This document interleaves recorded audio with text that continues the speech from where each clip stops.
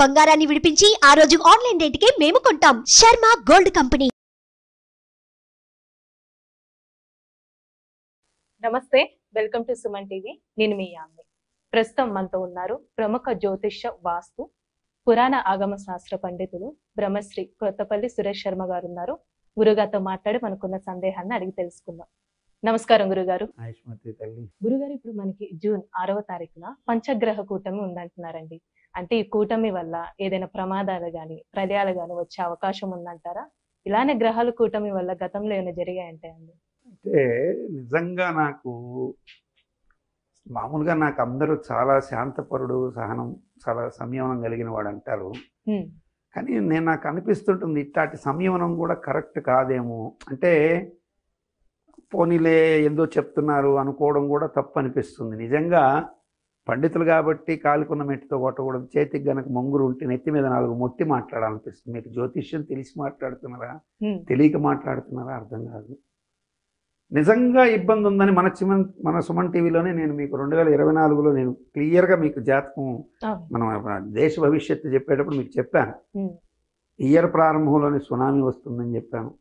బంగారం ధర రెక్కలు వ్యక్తే బ్రహ్మాండంగా వెళ్తుందని చెప్పాను. యుద్ధ వాతావరణం ఉందని చెప్పాను. బంగారం మీరు రాసి పెట్టుకోండి, ₹1,00,00,000 వెళ్ళిపోద్ది కేజీ, నో డౌట్. కొనిపెట్టుకోవడం మంచిది, మధ్యతరగతి అదే కదా ఆక్సిజన్. అంటే ఏమైపోతుందంటే ఎవడో వెనకటికి ఇదిగో పులి అంటే అదిగో తోక అన్న సామెతలో ఈ జ్యోతిష్యంలో ఇప్పుడు వక్రగమనంలో గురువు మిథునంలోకి వెళ్ళిపోయాడు. ఏ గమనంలో వెళ్ళినా పక్కకి వెళ్ళింది వాస్తవం. అంటే టైం ఫ్రేమ్ అడ్జస్ట్ అవ్వడానికి గురువు మిథున రాశిలోకి వెళ్తాడు. ఇక పంచగ్రహ కూటమి ఏర్పడే ఛాన్సే లేదు. ఈ పేరు చెప్పి జనాల్ని భయపెడుతున్నారు అంటే వీళ్ళు జనాల్ని ఏ మేరకు అజ్ఞానం వైపుకి తీసుకెళ్తున్నారన్న బాధ బాగా ఎక్కువైపోతున్నారు. నేను సహజంగా ఎప్పుడు కూడా ఎవరిని గురించి కూడా అంత ఆవేశభరితంగా మాట్లాడను. కానీ మీరు ఇప్పుడు అడుగుతుంటే నాకు అనిపిస్తుంది, చెప్పిన వాళ్ళు ఎవరో కానీ నిజంగా మొట్టికాయలు వేయాలని అనిపిస్తుంది నాకు. ఏమి తెలిసి చెప్తున్నారు, లేకపోయినా కూడా ఉందని లేదని ఎటు చెప్తారు? లేదు, అసలు లేని దాన్ని ఎటు చెప్తారు మీరు? ఉన్నది వాస్తవం ఏంటి? ఈ సంవత్సరం కుజుడు రాజు, మంత్రి శని. కుజుడు మంత్రి, రాజు మంత్రి ఇద్దరు పరస్పరం బద్ధశత్రువులు కాబట్టి పశ్చిమ దేశాల్లో అరిష్టాలు వస్తాయి. మనం చెప్పుకున్నాం ఆ రోజు.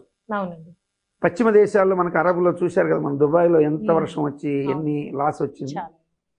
పశ్చిమ దేశాల్లో ప్రకృతి వైపరీత్యాలు ఉంటాయని చెప్పాను.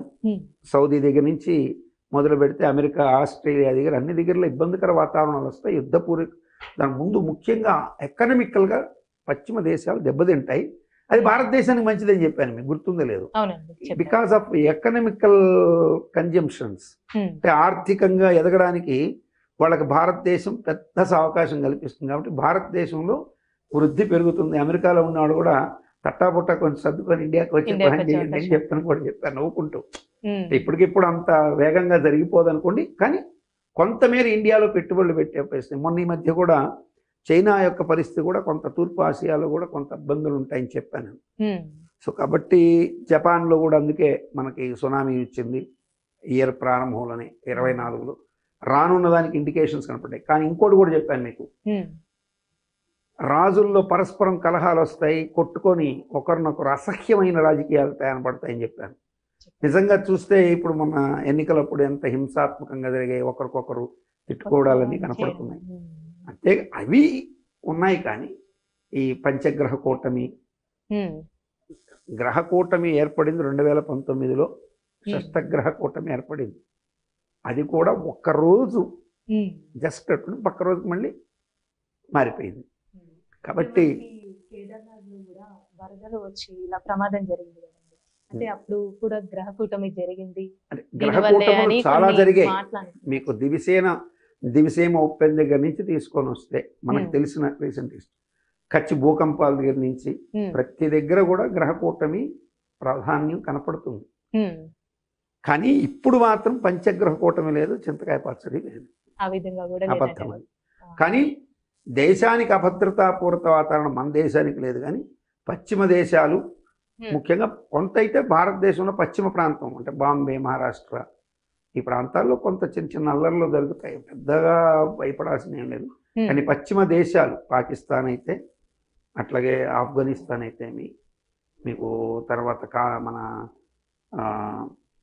సౌదీ కంట్రీస్, ఇరాక్, ఇజ్రాయెల్ ఈ కంట్రీస్ అన్నిటికీ కూడా పశ్చిమ దేశాల్లో ఇబ్బందులే. అంటే ఇంకోటి, ఈ గ్రహ కూటమి వల్ల కొన్ని రాశుల వారికి కూడా ప్రమాదం ఉందని ఒక మాట అలా అసలు గ్రహ కూటమి లేదన్నప్పుడు ఈ రాసులకి విధంగా కూడా అంతే 100% దాంట్లో నిజం లేనప్పుడు అనవసరంగా ఆ రాసుల వాళ్ళకి ఇబ్బంది, ఈ రాసుల వాళ్ళకి ఇబ్బంది అని చెప్పడం, అది నేను ఇంకో వాళ్ళతో పాటు నేను కూడా కలిసిపోయి 10 మంది అబద్ధం అంటుంటే నేను కూడా అబద్ధం అని నిజం చెప్పడం, అబద్ధాన్ని నిజం చేసినట్టు ఉంటుంది. కాబట్టి ఎవ్వరు ఏమీ భయపడాల్సిన పని లేదు. భారతదేశంలో ఉన్నటువంటి వారికి ఈ సంవత్సరం రాశి ఫలాల్లో చిన్న చిన్న కొంతమంది కొంత ఇబ్బందులు కొంత ఉన్నప్పటికీ యోగవంతమైన ఫలితాలు అయితే ఖచ్చితంగా ఉంటాయి. కాబట్టి గ్రహ కూటమి అనేది అది పక్కన పెట్టేసేయండి అంతే. దాని గురించి మీరు భయపడాల్సిన పని 200% కాదు, 1000% లేదు. మంచి విషయం తెలియజేశారండి. అంటే ఈ గ్రహ కూటం ఉందని చాలా సందేహం ఉంది అందరికి.